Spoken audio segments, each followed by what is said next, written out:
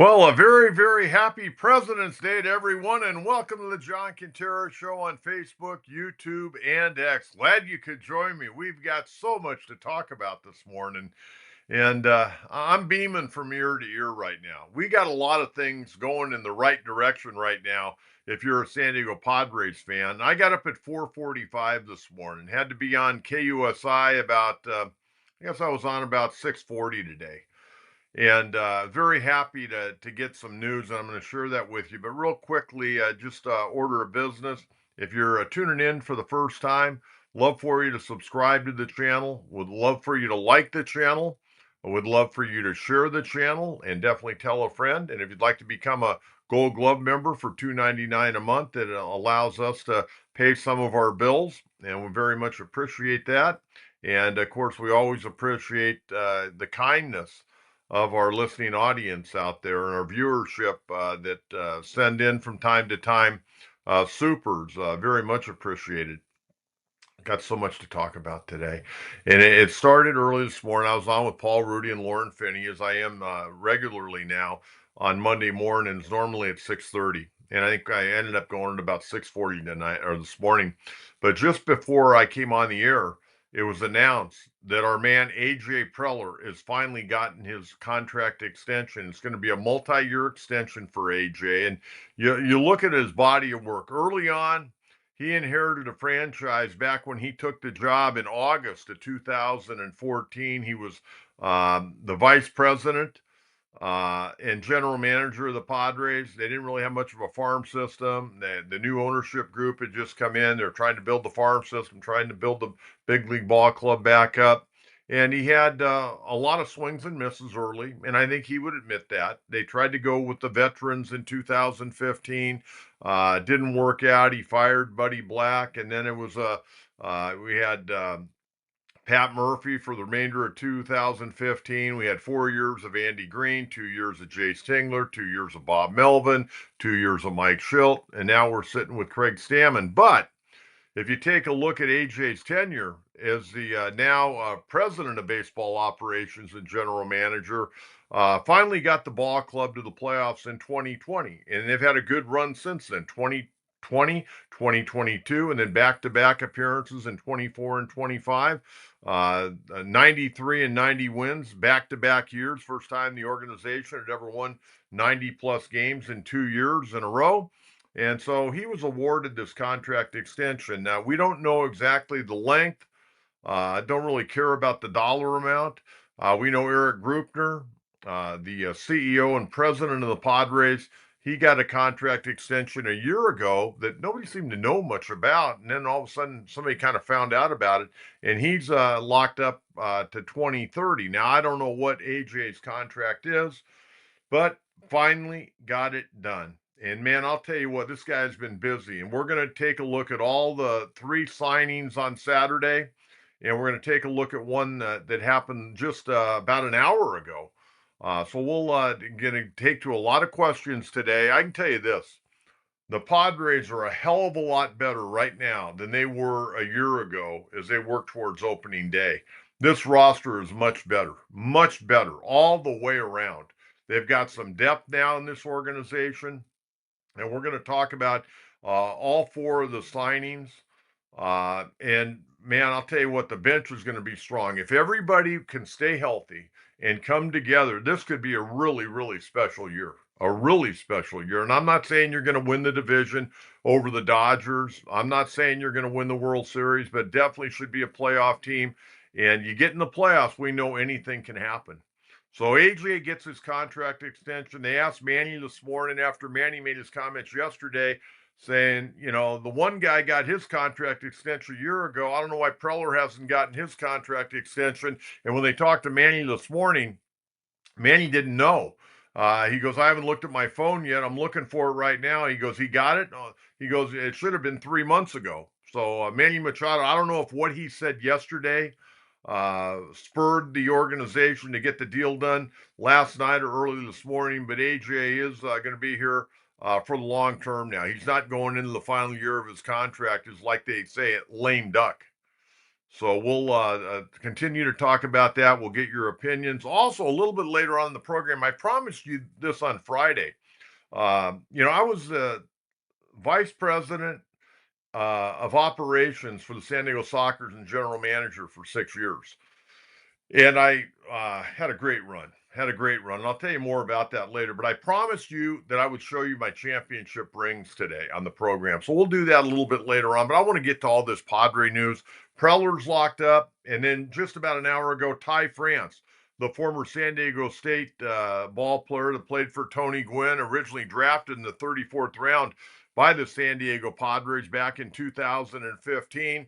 He won a Gold Glove last year. He played for both Minnesota and for Toronto. Toronto picked him up for the final half of the year, and he played in the World Series. He actually, won the Gold Glove as a first baseman.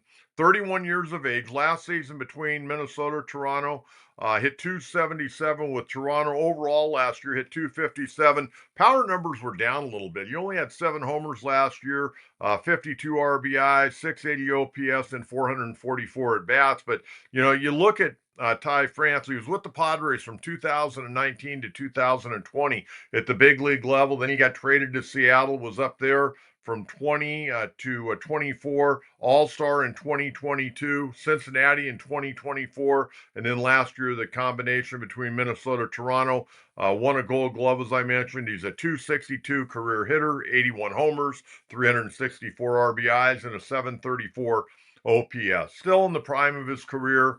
I'm sure he's going to be highly motivated. He's coming in on a minor league contract with, again, the invite to spring training. So he'll be working there at first base, can play a little second base, could DH. So a very nice under the radar sign by AJ Preller, Josh Stein, and the Padre Ball Club. Now, Saturday, it was crazy. It was a crazy day. Padres signed former Philly free agent outfielder Nick Castellanos. So we talked a lot about Castellanos on the program on Friday. Now, that's a picture of him and Manny when they were kids playing down in Florida. Of course, Manny's from Miami. Castellanos is from Davie, Florida. They played against one another as 9 and 10-year-olds, and then they teamed up on a Team USA ball club, and that's where that picture's from right there. So Manny's got a compadre now, and that could be a good thing. That could be a great thing. Now, as far as Castellanos, we know about what happened in Philadelphia. And I've got some definite opinions on that, and I'm going to share them with you. First of all, this is a great signing. You get him for $780,000. He's making $20 million. The Phillies are paying that. So the Padres get him for the league minimum of $780,000. The guy came up with Detroit as the third baseman, then eventually moved to the outfield. He's an average outfielder. I don't think he's better than average. I think he's pretty much average. But this guy, I still think he has something left. He's going to be turning 34 here before too long. But he's a guy that has had a really, really nice career. He's played 1,688 career games. He's a 272 career hitter, 399 doubles. His next double hit the 400 mark. That's quite an accomplishment. It doesn't run all that well, but got 43 triples in his career, got 250 career home runs and 920 RBIs. This guy's going to drive in over 1,000 runs in his career. And to me, that's a milestone. And he's got something to prove here in San Diego. He didn't have a good year last year. He hit 250 with 17 homers, 72 RBIs, 147 games, and then pretty much got in the doghouse. He got taken out of a game in August. We know about it. He showed up in the dugout shortly after that with a beer, didn't drink it. Teammates got on him. Howie Kendrick, the bench coach, took the beer away, and he eventually apologized. But some of the comments he made, I had a problem with. He's talking about Rob Thompson, who's a really good manager, great baseball guy. And he's dogging him because the guy never played in the big leagues. He goes, I don't want guys that didn't play in the big leagues telling me, what to do. Well, that's not the right attitude. That's not the right attitude. There are a lot of guys that never played in the big leagues, but were great major league managers and great major league coaches. I don't know what the rub was there. He also was banging on Kevin Long, the hitting coach. Kevin Long is one of the most respected hitting coaches in all of baseball. Aaron Judge loves Kevin Long, and now Kevin Long's been with the Phillies. So Castellanos, I don't know, he just was angry at the world, but he did apologize. but they didn't even invite him to spring training. They tried to trade him. Nobody's going to take that contract with 1 year left for $20 million. They figured the Phillies had pretty much washed their hands of him, and so he gets released. Padres pick him up, and you know what? What he said was, I think, wrong. What he did walking into the dugout with a beer was totally wrong. He had a rub with some of the teammates there as well, from what I understand. But you know what? We weren't there. But some of the comments he's made publicly about Rob Thompson, Kevin Long, I got a problem with that because those guys are highly respected baseball people. But it seemed like Nick Castellanos was very, very angry. But you know what? He gets a fresh start here with the Padres. And playing with Manny, it might rejuvenate both of these guys. They're going to have their own little competition within one another. And I think this might be exactly what Manny needs. He needs a compadre that he can hang with. They're both married. They both have a young child. Apparently, Castellanos' son loves San Diego, loves the fish tacos and the gas lamp. So he's excited about being here, and that's good. That's really good. And I think this guy can still play. I think this guy can really help the ball club. Now, is he going to play first? I know he took some balls over there at first base yesterday. He can still play the outfield. He can DH. And you think they signed Miguel Andujar, they signed Ty France, who's still a young player. All these guys are in their early 30s. I mean, Castellanos is going to turn 34, but France is 31. Andujar is 30. I mean, these guys still have plenty of years left. We're not signing 37, 38-year-old guys like Nelson Cruz or Yuli Gurriel, who was 41 last year. We're signing some guys that can still play. And I think AJ and his staff deserve a lot of credit for that. I'm excited. I mean, this is a bona fide major league roster we got now. We don't have a bunch of 4A guys coming off the bench. So, I mean, you got three dynamic guys that you're bringing in here. I mean, hell, Ty France won a gold glove last year. He can hit. We know he can hit. I remember the first time I ever saw Ty France hit. He was a freshman at San Diego State playing third base. He was kind of a 5'11 pudgy guy. I'm not going to say fat, but he was a pudgy guy. And I said to Tony, I go, man, I don't know where you got this guy after I saw him play one game. In fact, it was the first at bat I ever saw him. And I can't even remember if he got a hit or bounced out to short. And I said to Tony after the game, I go, man, this dude can flat out hit. This guy's going to be a hell of a hitter. He goes, yeah. He goes, I really like him. Well, the guy was a 34th round draft pick and made it to the big leagues, been an all-star and won a gold glove. So I'm excited about that. I'm excited about Nick Castellanos. I've watched this guy play for a long time. He's got a big ego, okay? I know guys that have played with him. They said he's a good guy, but they said he's got a big ego. But that's okay. Whatever is going to get him to play good baseball here in San Diego, that's fine. You got to deal with personalities in the clubhouse when you're a manager or your coach. You're going to deal with different personalities. Not everybody's going to be cookie cutter. And you know what? Nick Castellanos, I've been watching this guy since he was a young kid coming up with Detroit. He got a big ego.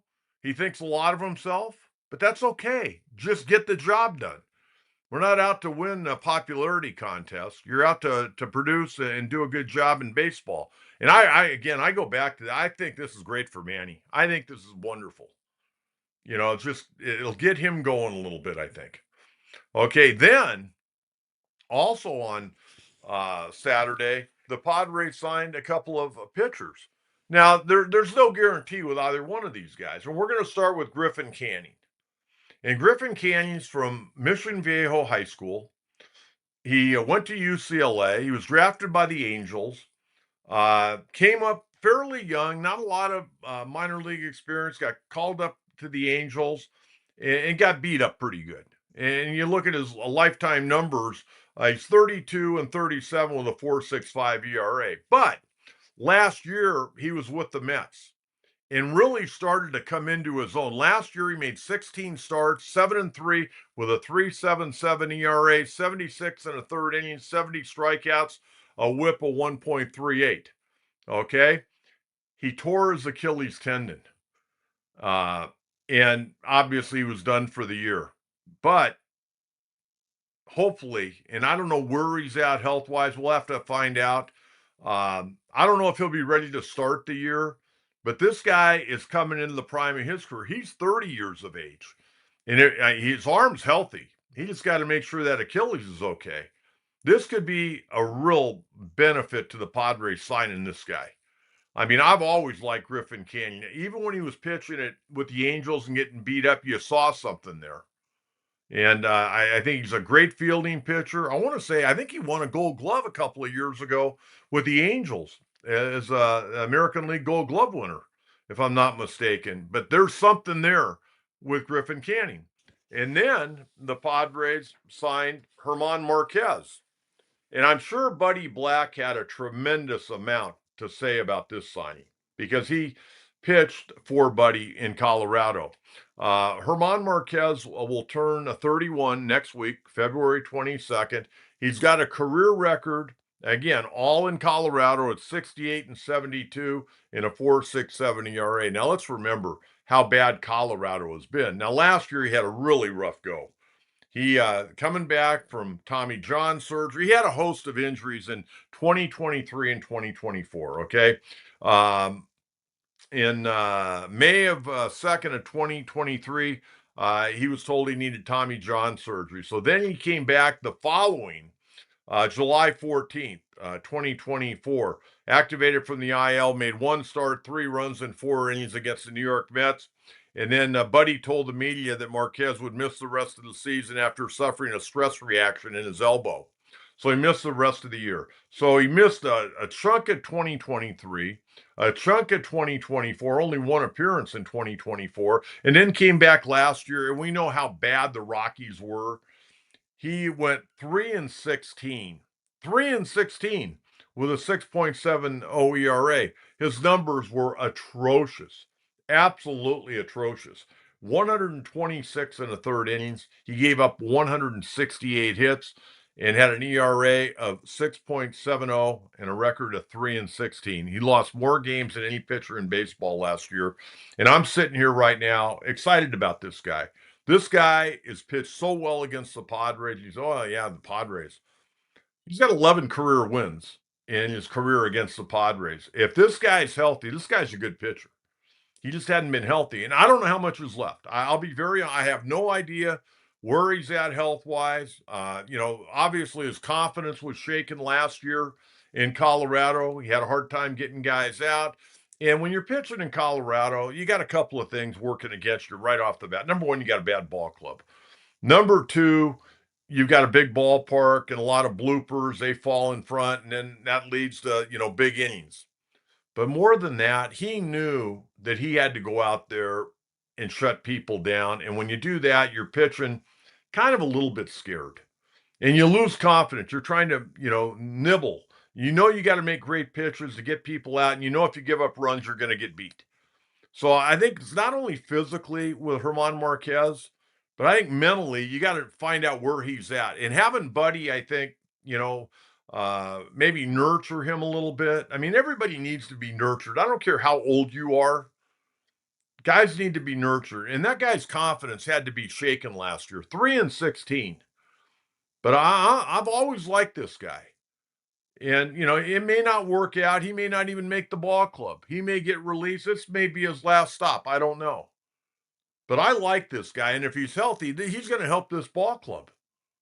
So, I mean, think about the signings. Miguel Andujar, a guy hit 318 last year. His big thing, staying healthy. Nick Castellanos, a problem child in Philadelphia, getting a new lease on life in San Diego. I'm excited about that. Griffin Canning changed the shape of his breaking ball, his slider, his curveball, had great success until he went down with a ruptured Achilles last year with the New York Mets. And then Ty France, a proven hitter. I think anybody that has watched Ty France always, when he's coming up to the plate, has confidence he's going to do something dangerous. He's a good doubles hitter, not a home run guy. And I mentioned he had 7 home runs last year. Not a home run guy. He's a line drive, gap to gap type guy. And he'll drive in runs. And he won't hurt you on defense. He came up as a third baseman. He's played a little second with the Padres, played a little second in Seattle, played first base, DH. Padres have some options. Craig Stammen, for a rookie manager, is going to have some guys that he can actually call on that have actually done something in this game and done something in this game recently. So I'm excited about this, and hopefully you are as well. I think we got a lot of things going in the right direction. Now everybody has to stay healthy. Everybody's got to come together, and you hope Musgrove comes back. But man, the competition now for the starting rotation is going to be huge. Now again, we're going to get more of an update on Griffin Canyon here before too long. Don't know exactly where he's at on that left Achilles, but he's had some time to recover. And that's one injury I never wanted to have. I mean, somebody asked me the other day, "Do you play pickleball?" No, I don't play pickleball, and I'm not going to play because my competitive attitude, I would blow out I would blow out an Achilles. I have talked to more people, and I know pickleball's huge, but I've talked to more people that have played pickleball that have blown out their Achilles because they go out there and they try to do too much, and that'd be me, and I'm not going to allow that to happen. That's a painful injury, very painful injury, and I don't need that where I'm at in my life right now. Okay, we're going to get out and we're going to get to some live questions. I've got a lot to get to today. I want to get to a little college baseball. I want to get to a little college basketball, and I want to share my soccer's championship rings with you. You know what? AJ, contract extension, multi-year for AJ. Ty France signs a minor league contract with an invite this morning. Nick Castellanos, Griffin Canning, Herman Marquez. A lot on the table today, folks. Want to hear from you. Let's get right out to Coach's crew. Bring those questions. What is your prediction for the Padres record-wise? I think they win 90. I think they win 90. They won 90 a year ago, and they had to, kind of hurry up and do that. I think they win 90. They got off to a great start last year and then really flattened out. I think 90 would be a nice number. 90 gets you into the playoffs, Austin. Maybe they win 93 like they did a couple of years ago, but I'll take 90. I'll take 90 and 72. You finish 18 games over 500, that's a hell of a year. I'm not going to worry about trying to win 95 or 100. You get 90. You're probably not going to beat the Dodgers with 90. I wouldn't think. Dodgers, depending on who you pay attention to, predictions 96, 102, 104, 98. I don't know. I don't care. I just want to get in the playoffs. I'd love to win the division and get a first round bye, but I don't think that's going to happen. Dodgers have just too much depth down in the minor league. So if they lose a guy, they can bring a guy up or they'll make that big trade at the trading deadline. But I'll go with 90 wins right now, 90 and 72. Now, Austin, I'm going to tell you this. I will give you my final prediction just prior, our show before opening day on March 26th. I will give you my final prediction. But right now, the way I see it, I think these guys can win 90 games. And oh, by the way, and I kind of called this last week, Zach Gallen did go on Friday. He did go back to the Arizona Diamondbacks for basically that qualifying offer, $22 million, a 1-year deal. So he'll go back to the D-backs. All right, Austin, thank you very much, buddy. Yeah, 90 and 72 right now, but I will give you my official prediction the day before because they open up on a Thursday. We'll have a show on the 25th. Casey King, good morning, Coach. A Dodger fan. I give AJ Preller credit on moves he made this weekend, and I like to pick up a Griffin Canyon as he can get healthy. He can help Padres pitching, absolutely. And Casey, I want to mention something because I saw something on our board the other day. Somebody was watching the show, and I know we have a lot of Dodger fans, and you know what? Everybody's welcome. Okay, we talk baseball, we talk sports. Everybody's welcome on my program. And if you got a Dodger question, or an Angel question, a San Francisco Giant question, we take them all. But somebody said, "Hey, I tuned into your program. Are Dodger fans welcome?" Absolutely.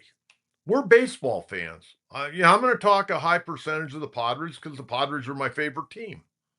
And I'm going to do that morning, noon, and night.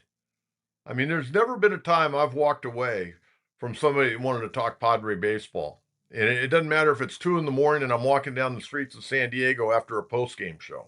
We'll always talk Padre baseball. So if you're a Dodger fan, Angel fan, Giant fan, Tampa Bay fan, Yankee fan, everybody's welcome to talk on this program.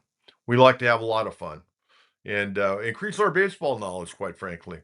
But no, I agree with you. Griffin Canning, I think, was just starting to come into his own. And I think both of these guys, you look at the Angels, I hate to dog the Angels because they're my second favorite team in baseball. And that's the first time I ever saw a major league game was in 1966. My dad took me to Anaheim Stadium. But, it hadn't been a good organization for a number of years. And Griffin Canyon got thrown to the wolves early on in his career, and he got beat up, but he got better from it. But he went to a different organization, a better organization, and, changed some things. And they had some ideas he was willing to buy in. And I'm sure the same thing with Ruben Yabel and the Padres staff. They're going to do that not only with Griffin Canyon, but they're going to do that with Herman Marquez. And you got to understand something. And I'll go back to when Darren Balsley was the pitching coach with the Padres. They would always go to Darren, and if they didn't, they should have. But I believe a lot of times they would go to Darren and say, "Hey, we're looking to sign this guy. What do you see?" Darren would take a look at film, and I'm sure they do the same thing with Ruben Yabel. Hey, what do you see in this guy? Do you think we can get this guy turned around? And I'm sure, like a lot of organizations, I know the Dodgers do this. When they acquire a guy, it's like with Evan Phillips when they got him, I think from Tampa Bay.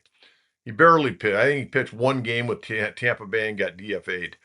And the Dodgers brought him in, and they got a lot of use out of Evan Phillips till he got hurt. But he's back now, I think, on a minor league contract with the Dodgers this year and see if he can come back.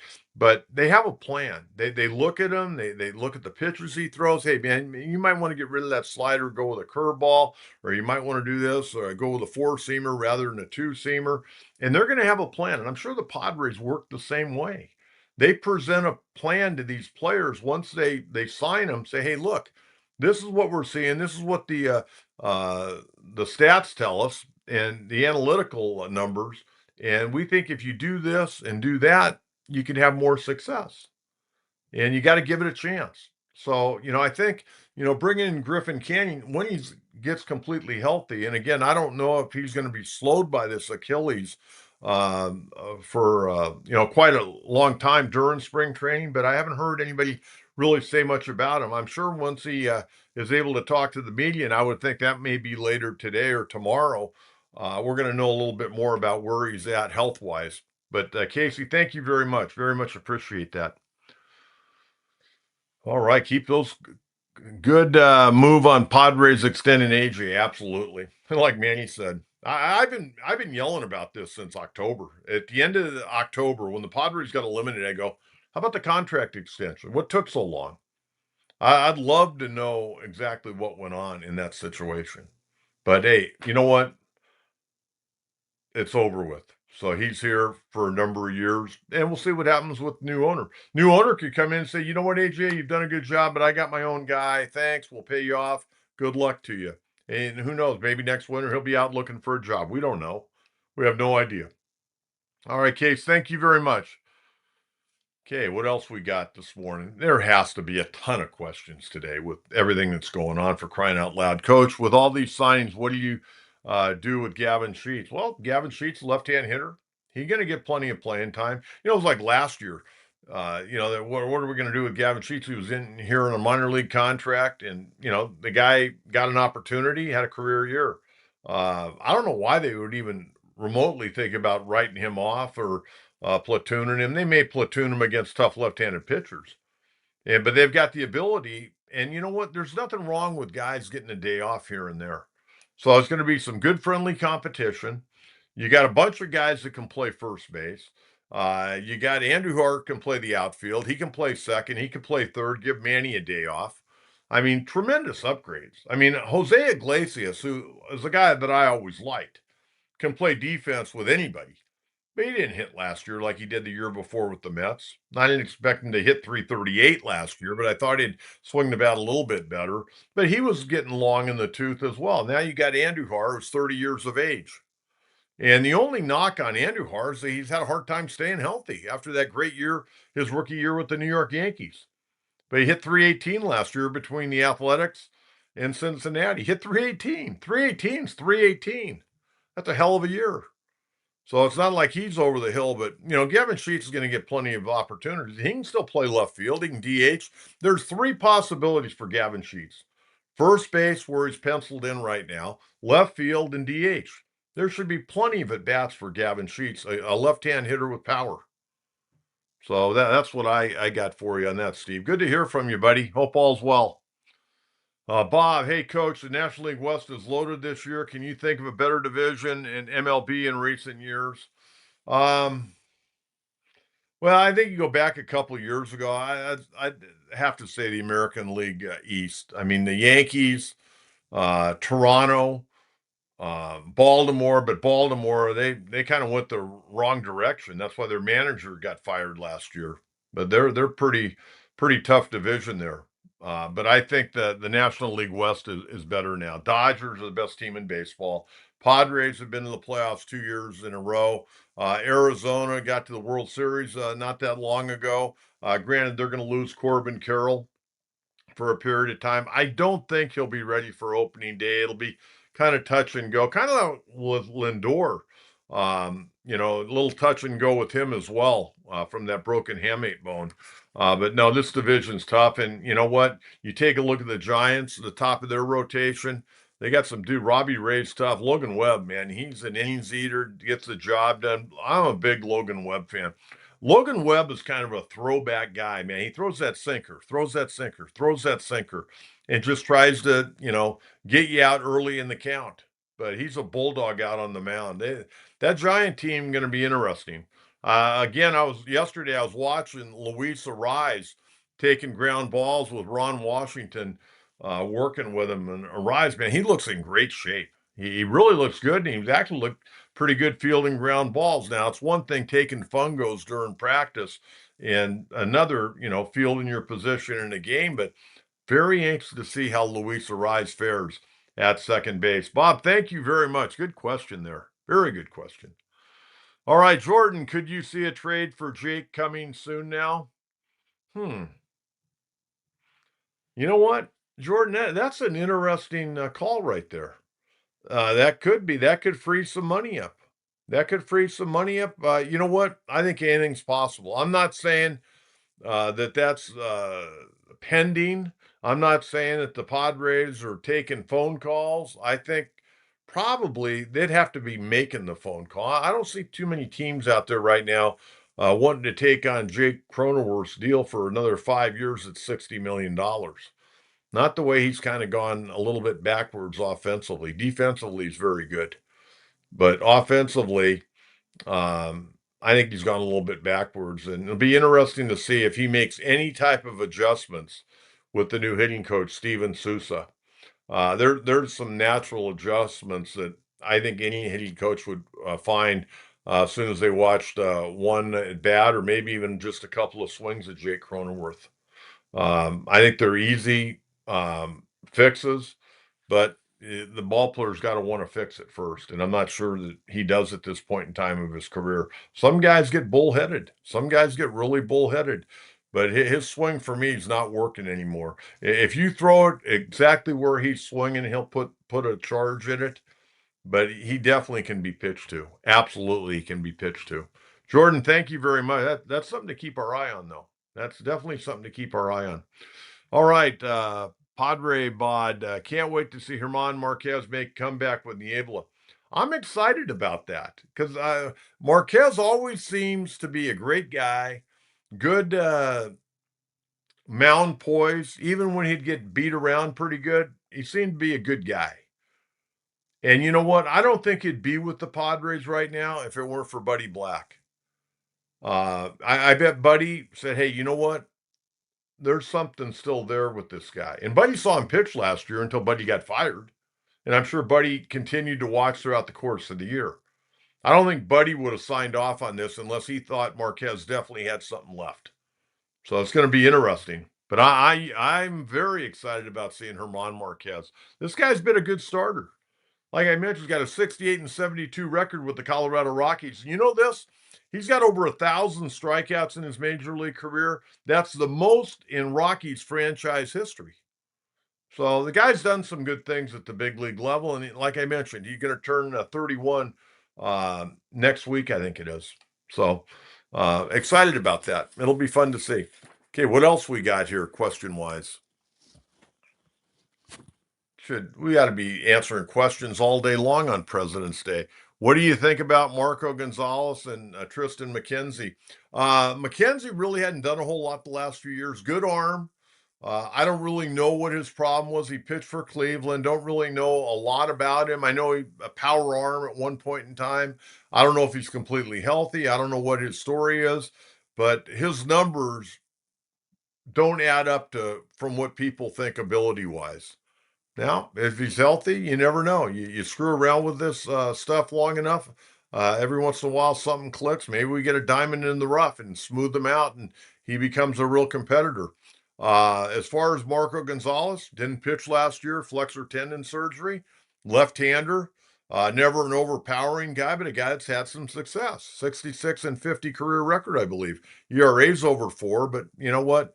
A lot of guys now, their ERA is over 4. It only takes one bad year, and then your numbers don't look good for a long period of time. But you know what?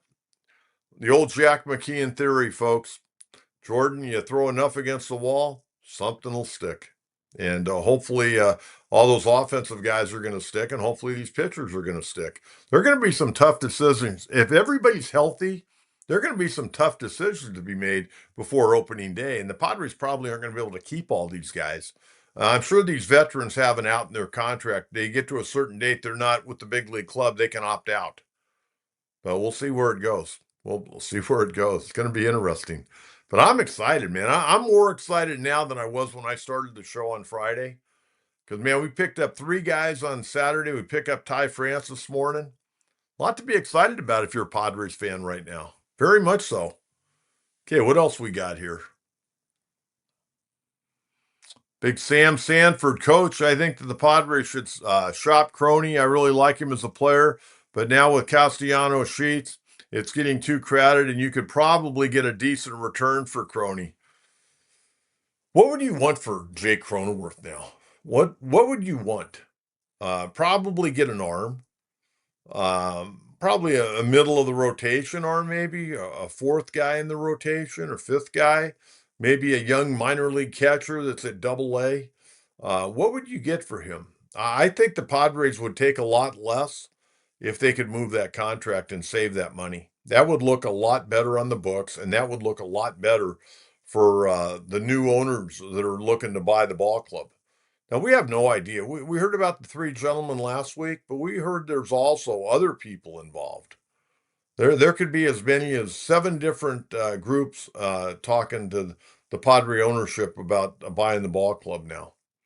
So I don't know. We'll see. But I think they'd take a little bit less for Cronenworth if they could move that $60 million.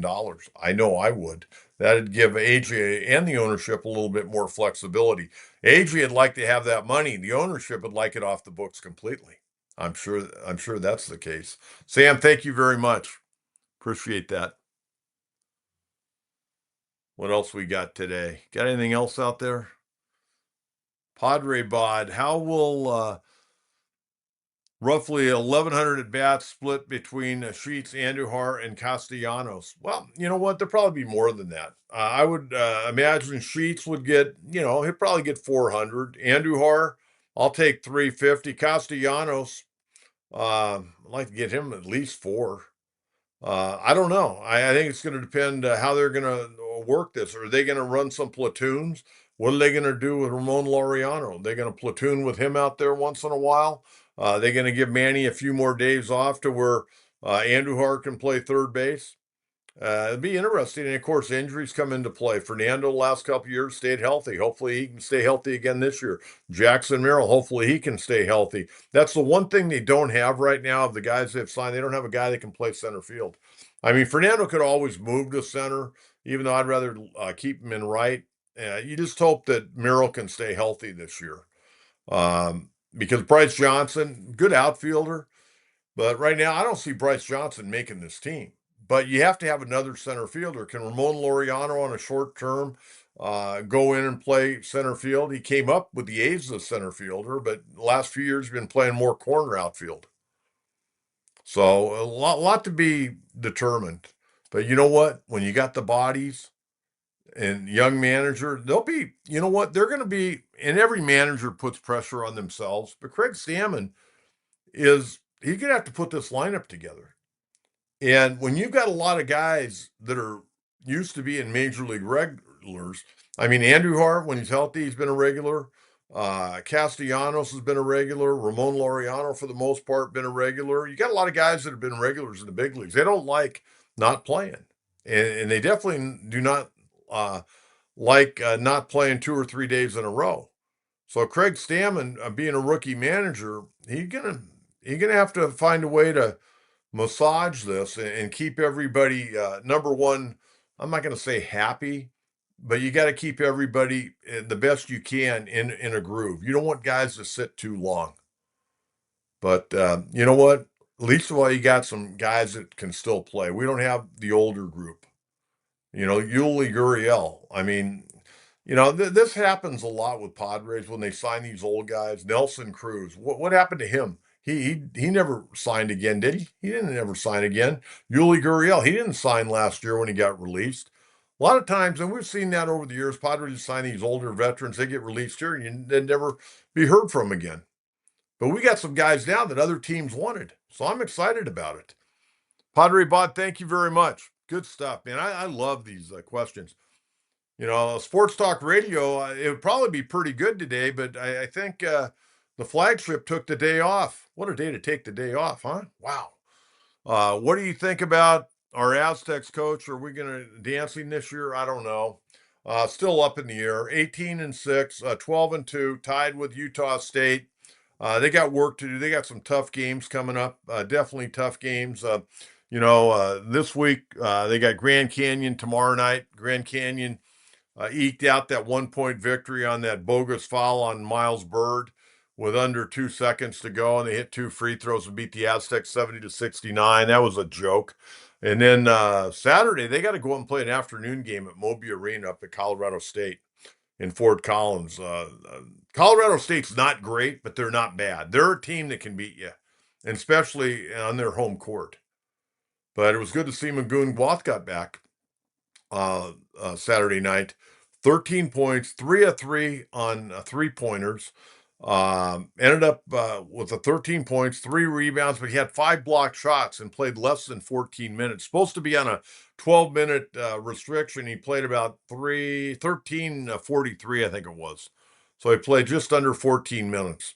So they'll increase, probably give him 18 the next game. But they got some work to do. And they still got to go to New Mexico. And they still got Utah State here. Not going to be easy. But you know what? They got the ability. They just got to show up and play and play well. But McBirdman, thank you very much. Appreciate that. College baseball roundup. Okay, I like to talk college baseball because I coach college baseball. And I know the audience out there, you probably haven't been out to Tony Gwynn Stadium or to Ron Fowler Park or the ballpark at UC San Diego, but we like to talk about it. I want to just give you an update on the teams this weekend. They opened up on Friday. San Diego State ended up with their new head coach, Kevin Vance. They swept a 3-game series from Long Island University, got a walk-off win yesterday. UC San Diego, they salvaged their final game against number 1 ranked UCLA up in LA. They lost the first 2 games to the Bruins, and they took the final game. So Coach Newman, hey, you know what? You go 1-2 against the number 1 ranked team in the country opening weekend. You'll take that. And then USD, Brock Unrich, and the Toreros, they went down to Charlotte, North Carolina, played Charlotte, and took 2 out of 3 there. So overall, pretty good weekend for college baseball. The Aztecs go 3-0, UC San Diego goes 1-2, and USD goes 2-1. But the one story, I don't know if you saw this or not, but the one big story in college baseball over the weekend was on Friday. Baylor's Tice Armstrong this past Friday blasted 3 grand slams in a game. Now think about that. He hit 3 grand slams in a game. What a way to start your year. I mean, that's a great month right there. 3 homers and 12 RBIs the first game of the year. He did that against New Mexico State. And I'm going to tell you something about New Mexico State here in a second. Becoming only the second college player to accomplish that feat. And you'd have to go back to 1976. Louisville's Jim LaFontaine crushed 3 grand slams against Western Kentucky. Baylor defeated New Mexico State 15-2. Now, here's the story about New Mexico State. I was an assistant. I was a recruiting coordinator and assistant coach at Texas Tech. And we won the only year I was there at Texas Tech. The year before I came, in '85, I was coaching with Jerry Bartow at Southwestern. And we won the conference title. I got the job at Texas Tech, but the '85 season at Texas Tech, they had the worst season they had ever had. And they bring me in as a recruiting coordinator and assistant coach. The only year I'm there, we set the school record then for the most wins. So they went from the year before I got there to having the worst record in the history of the school to the only year I was there when I was a recruiting coordinator and assistant coach. We had the best record, and that was eventually broken by Larry Hayes. Larry Hayes had some incredible Texas Tech team, but anyways, the head coach after the '86 season gets fired. He gets fired, and I'm looking at myself going, what am I going to do? I'm from California. Am I going to get rehired? Well, I got rehired by Larry Hayes. By the way, Larry Hayes is a great coach. Great coach. And he rehired me. And there were some things that went on, not to Larry's doing, but there were some promises made by the athletic department that weren't kept. And when they weren't kept is when I decided to come back. But prior to that, Larry, one day when I was working in the office, he goes, "Hey, John," he goes, "you want the New Mexico State job?" He goes, "I can get it for you." And I looked into it down in uh, uh, not Albuquerque, but it was Las Cruces. And at that time, I had, two young daughters, 7 and 1. And, we'd moved from Solana Beach in San Diego to Lubbock, Texas, which was great. The people at Lubbock were great. I love Lubbock. I got a lot of fond memories, and I still follow the Red Raiders. Get your guns up. But anyways, Larry goes, "Do you want the New Mexico State job? It's yours if you want it." And I go, "God, Larry, I looked into it. I go, nah, I don't want to go down there. I didn't want to move my family to Las Cruces." And then a couple months later, I made the decision to come back home in early '87. So I was only at Tech 1 year, and we set the school record for wins. So I'm very proud of that. Still stay in contact with one of the coaches I coached with, Danny Watkins, who was with the Boston Red Sox now. We're like brothers. A lot of my players I still have contact with through Facebook, or if they come to San Diego, we get together. And great group of guys, great group of guys. But the 1 year down there was great, set the school record, everything went well. But there were some promises not kept, and that's how I accidentally got into the radio business shortly after that. But wanted to share that Tice Armstrong, what a day, man! God, three Grand Slam home runs. That's pretty amazing. Okay, I want to get back to college basketball here. And then I'm going to show you my rings. I'm going to show you the rings. I brought them today. I mentioned the Aztecs 18-6, 12-2 in conference. They got a 3-game winning streak again. Um, Tomorrow night, Grand Canyon. That'll be a hell of a game. Then they got Saturday. They go to Colorado State, and again, that's going to be a weird game. That's going to be a 3 o'clock game. And then we'll see what happens. They handled Colorado State pretty well here, 73-50, but it'll be on Colorado State's home court. So you got right now Utah State and the Aztecs, both 12-2. New Mexico hanging in there at 10-4, and then you got a host of teams.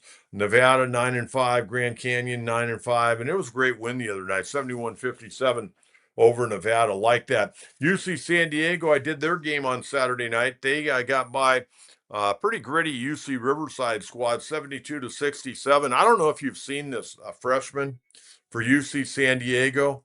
This guy's legit dude, man. Hudson Mays. I'm telling you, this guy is something special. 24.7 rebounds and 4 assists. His dad played in the NFL. Derek Mays and his grandfather, Roger Brown, was one of the great players in the ABA. Look up Roger Brown, but Hudson Mays, this kid's a freshman out of Redondo Union High School in Los Angeles. And I got to tell you, man, this dude can flat out play, and he's just on fire. He's been starting the last 5 games and just absolutely on fire. They got a 6'11 player, Bold Dang it, 16 points, 8 rebounds the other night. And then they've got a redshirt freshman who came from Washington State, Demetria Vukicevic, comes from my grandmother's hometown of Belgrade, Serbia. He had 11 points and 6 rebounds the other night, and he's just scratching the surface. And right now, the Big West, kind of crazy. Hawaii and Irvine both at 10-4, UC Santa Barbara at 10-5, and then you got CSUN, Cal State University Northridge 9-5, Davis 9-6, UC San Diego and Fullerton at 8-7. They take 8 teams in the Big West tournament, and Clint Allard in his first year trying to make sure they stay in the top 8. They'd love to get to the top 4. That way, you get a first round bye. If you finish 5-8, you got to win 4 games in 4 days. That's probably not going to happen for anybody. And I can tell you, the Big West this year, very, very even. A lot of teams right there. You never know what could happen from one game to the next. A lot of upsets so far in the Big West this year. And USD 11-17, 5-10 in conference. Got beat yesterday at home 92-79 by USF. Saturday, they've got an afternoon game. It'll be senior day, 3 o'clock against Loyola Marymount. And right now, USD is sitting at 5-10, way down in the standings. And I gotta believe, and I don't wish any ill will because I do like them. And have a good relationship with him. Steve Lavin, I would imagine this will be his last go round as the head coach of USD. 4 years, just not getting the job done out there. Haven't even been close. So I would imagine Kim Yamasi, the athletic director, are going to have to make a change. And they got 3 more games before the conference tournament. So I would imagine we're going to have an announcement on that before too long. Okay, I wanted to share with you my championship rings. Uh, and I'm not going to get into how I got this job because I wasn't trying to get the job, but they'd listened to me on the radio. They knew my background in sports, and they hired me a year after I had my heart attack. They hired me as the general manager of the San Diego Sockers. And people probably thought, man, this guy had a heart attack. He's doing 5 nights a week on the radio, 4 hours a night, and he's going to become a general manager of a professional organization. Well, probably should have had my head examined, but you know what? I needed it at that point in time in my life. Everything I'd gone through from the heart attack, not knowing whether or not I wanted to come back to radio. There were a lot of things going on in the radio business at that time I didn't like. But I came back and continued on for another, 16 years or whatever it was. And I had an incredible run on radio. Very proud of what I accomplished through a lot of hard work, dedication, and a couple of breaks here and there. But I wanted to be the general man. I always wanted to be a general manager. And Phil Salvaggio, Dave Pike, and Carl Savoia, the owners of the Sockers, gave me that opportunity. And I mentioned last week I had 3 things I wanted to get accomplished. I wanted to win a championship ring.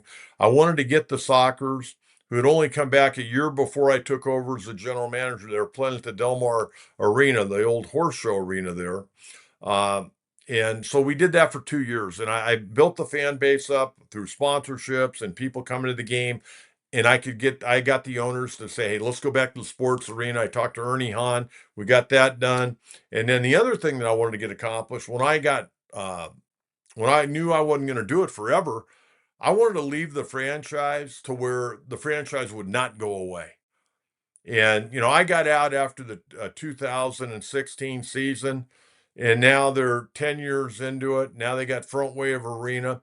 But my whole goal was and ownership played a big part. Phil Salvaggio's put a lot of money into it, and Dave Pike and Carl Savoia over the years to keep the Sockers rolling.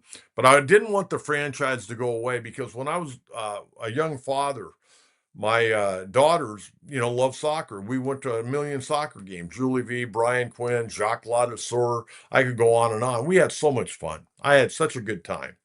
And I wanted other families to be able to enjoy what my family was able to enjoy. So when I left, they were in good financial standings. Now they got their own arena. And I could only imagine how much the stuff that I did to try to get people into the Del Mar Horse Show, into the sports arena, the things that I was doing then, if they would do them now, they would pack that place. But, different time, different people, and different thoughts. But anyways, I wanted to share the championship rings with you today. I was there 6 years. Our record was 108-22. 5 division titles. We tied one of them. We tied with Las Vegas for, but it's still 5 division titles, 3 league championships. We won a couple of international championships. And we had a 48-game winning streak. Now, the 48-game winning streak and you can check it out. And we did a lot of research because we were winning. We wanted to see where we were. We hold the all-time. The Sockers hold the all-time record for the most consecutive wins in professional sports, either minor or major league level in the United States. 48 games in a row we won. And our first loss, we got beaten overtime in Dallas. And no sour grapes, no sour grapes, but we kind of got hosed. But no sour grapes on that. I went and shook the owner's hand, congratulated him, all that. And then we didn't lose another game the rest of the year. We won 48 in a row. And so I've got 3 championship rings I wanted to show you this morning. This is for the 12th championship. This is a Sockers ring right there. I'm trying to show it there. And then I'll show you on the side. It's got my name, which is kind of cool. And then the other side, we got the U.S. Open Cup that we won that year, along with the PSL championship. So that was for the 12th championship the Sockers had won. Here's the 13th, and you'll see the nice logo. And I'll tell you what, there were 3 guys responsible for that logo. Aaron Susi, our captain, Joe Titino, my buddy from radio, and myself. We all played a part in this logo of the Sockers that they still use to this day. We came up with that. Okay, that was for the 13th, and then the final one I got was the 14th championship. It's this one right here, and very nice looking, and got my name on the side there again. So, and then over here, looking good. So I thought I'd share those with you today. Very proud of it. A lot of hard work. Not only myself, but our front office, the coaches, the players, the trainers, the equipment manager. We had some really, really good people that made those championships possible. And I brought this up Friday, somebody asked me a week or so ago, hey, would you get involved with a team again?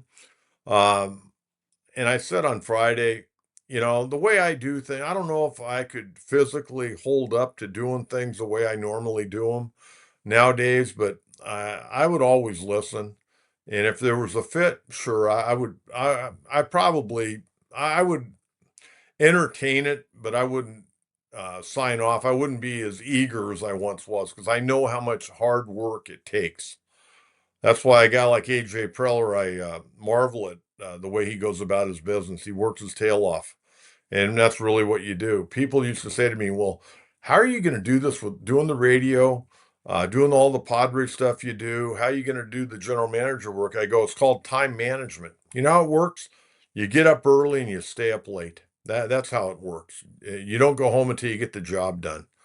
But anyways, that's my whole story on working with the Sockers. It was a great run, a lot of great memories, a lot of great people, and very much appreciated the ownership having confidence in me to turn over the franchise to me for 6 years and let me do my thing. Very much appreciate that. All right, let's get to our coach's mailbag, see what we got today. Man, there's so much going on, man. It's crazy. User 3728, I'm glad the team is finally making a move. Any chance they can take the division? Well, there's always a chance, but the problem is if you have a guy at the big league level that gets hurt, especially a position guy, now your bench is deeper, but you don't have anybody really in AAA that's frothing at the mouth that you want to bring up. I mean, I wish there were a bunch of bona fide guys at AAA. You go, oh man, I wish this guy could get up here, get up here, get up here, but we really don't have that. We got a bunch of guys that are, kind of 4A guys, some guys that have some big league experience. And I haven't seen their entire AAA roster yet. But it's not like we got a bunch of prospects right now. Most people will accord the Padres are ranked last in baseball in their farm system. And the players that they do have are young. They're going to be a while. Nobody on the come right now, as they like to say in baseball. But hey, you never know. We all start out 0-0. Padres open up March 26th. Games in March, April, May count as much as they do in July, August, and September. Just win as many ball games you can. Let's see where the chips fall. Thank you very much. Appreciate that. Yeah, what a fun show today. Is there a more enjoyable show to talk Padre baseball than this show 3 days a week? Okay, Petco's going to be electric again this year. How good is our home field advantage? I think it's huge. I think it's huge. I think over a 3 game series, if the fans are really pumped up and the crowd's going crazy, I think it wears out teams. I really do. I think they wear down. I think players like playing at Petco because the crowd's there, and most players that have played for a long period of time, they don't care if you're yelling for them or against them. But I think the Padres have a tremendous advantage at Petco Park. I really do. I think it does wear down some of these teams after a while. And again, man, going to Petco, it's electric, absolutely electric. Okay, what else we got here? Okay, we got thank you for watching. Hey, reminder, subscribe, like, share, tell a friend. And if you, again, you'd like to be a member of our Gold Glove package, $2.99 a month, you can sign up on our YouTube page. And for Jonathan Oliveri, Coach John Kentera, who knows by the time I sign on Wednesday, what else has AJ got up his sleeve? But he got his multi-year extension today. They signed Ty France this morning to a minor league contract with an invite. And of course, over the weekend, Nick Castellanos, Griffin Canning, and Herman Marquez all becoming players with our San Diego Padres. Have a great day. Enjoy President's Day. Stay dry. Talk to you Wednesday morning at 9 a.m. Bye bye.